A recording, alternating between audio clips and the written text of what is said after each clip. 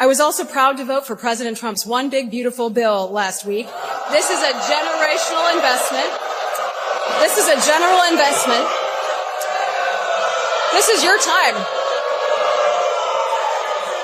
Okay. So it turns out giving tax cuts to billionaires, taking away people's health care, and raising prices at the store isn't exactly a winning strategy for Republicans. Can I hear that again? That is like the old-fashioned movies with a laugh track or a groan track. Okay, let me hear it again. At a recent event in Cedar Rapids, I received overwhelmingly positive feedback about the work that DOGE is doing. My entire philosophy.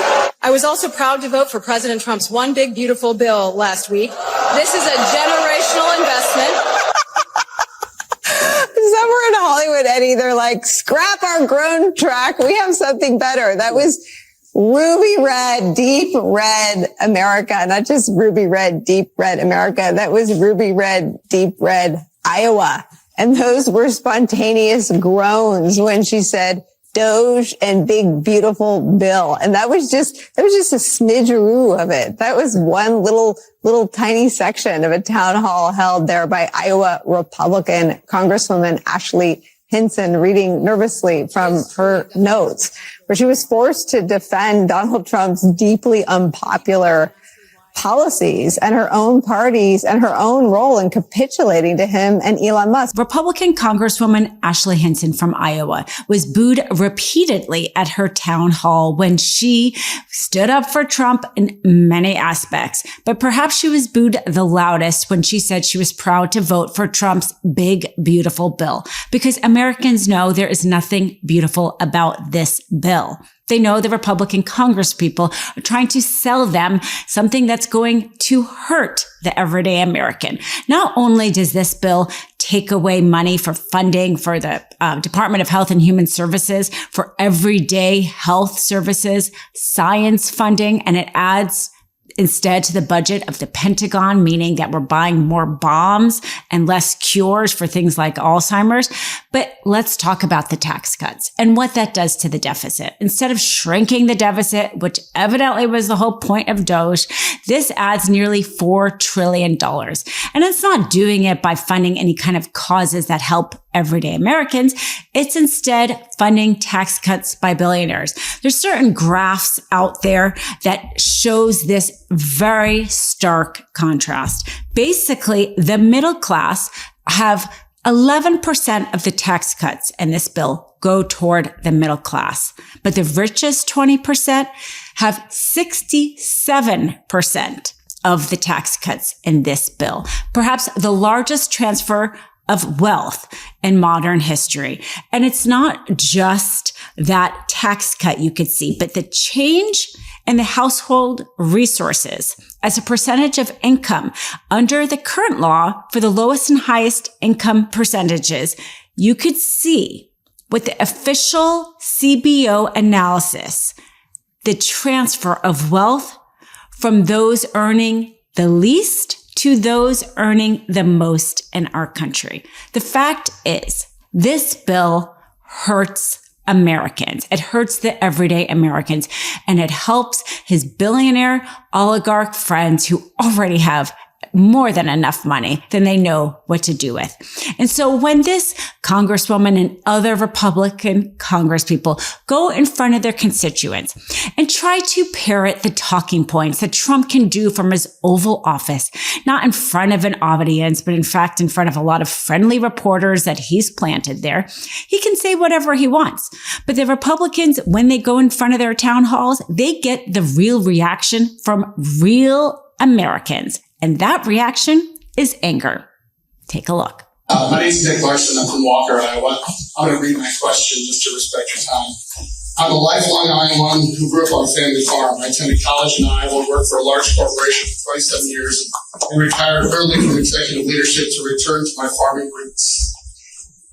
I'm a self-employed farmer and consultant and purchased my health insurance at the ACA marketplace. The recent legislation passed by the House will result in at least a $4,000 tax increase for my family of four. This, along with an 88% increase in my homeowner's insurance, an 86% increase in my farm building and equipment insurance, will increase costs for my family by $10,000 in just 1 year. Insurance costs are killing Iowans. I've made multiple requests to your office to provide more information on how you're working to preserve the ACA and not raise taxes for Iowans like me. To date, you have not responded. Several weeks ago, a small-town self-employed stylist was cutting my hair, and she said to me, quote, "I would not be able to do this if I couldn't get health insurance through the ACA." I'm an Iowa taxpayer who owns property in 3 counties, as well as 2 small businesses. I'm our local school board president. I'm a church trustee and donate time, gas, and equipment to mow our 6-acre church campus every week. I'm one of your constituents. I'm about as Iowan as you can get. Quite frankly, you owe me an answer today. Macy's CEO did an interview with CNBC and announced that it planned on raising prices because of the tariffs. It will not eat the tariffs. Now, we know Trump had went from the fact of first saying that the country who manufactures the good and ships the goods are the ones that pays the tariffs to now saying that the companies should eat the tariffs. Right in itself, there's the inconsistency. But at this point, of course, companies like Macy's are saying, we're not planning on eating the tariffs. I mean, Macy's in particular, as we know, is having a hard time struggling to even survive. And did you think for 1 second companies who have to answer to their shareholders and are already emboldened to paying millions of dollars to their CEO who have a hard time even paying their workers a living wage are going to eat the tariffs? No, so the Macy's CEO is just one of the many. Walmart has already said that they plan on doing the same. Best Buy has said that they are planning to do the same.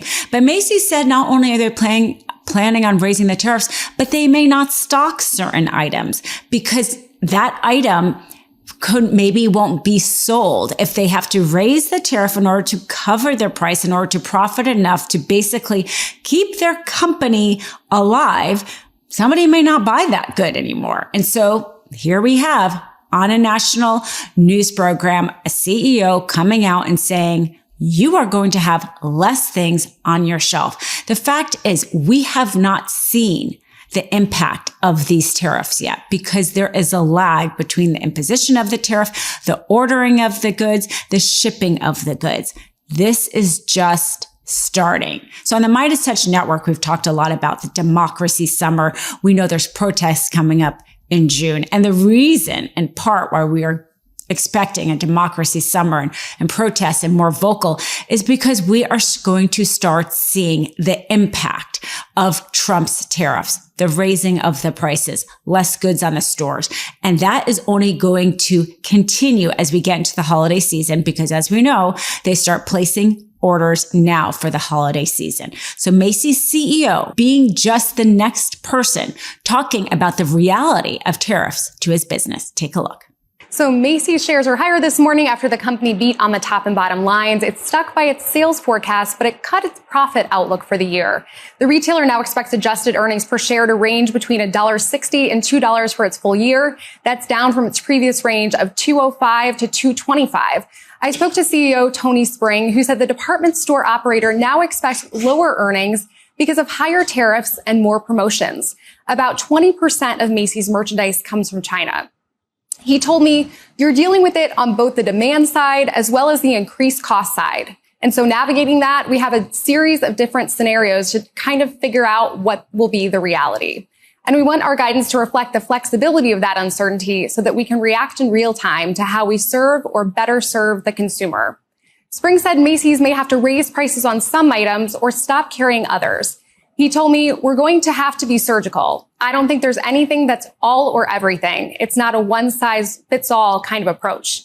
In addition to tariffs, the legacy retailer has its own challenges. It's a little more than a year into a 3-year plan to get back to growth by closing about 150 of its weaker namesake stores and investing in its better performing brands and better performing stores, Joe. Kind of feel bad for its $3 billion market cap company closing 150 Macy's. It's changing the world, isn't it? Exactly. It's a big number, and it's not a great time for a turnaround plan. Love this video? Continue the conversation by following us on Instagram @MeidasTouch and help us blow past 1 million followers.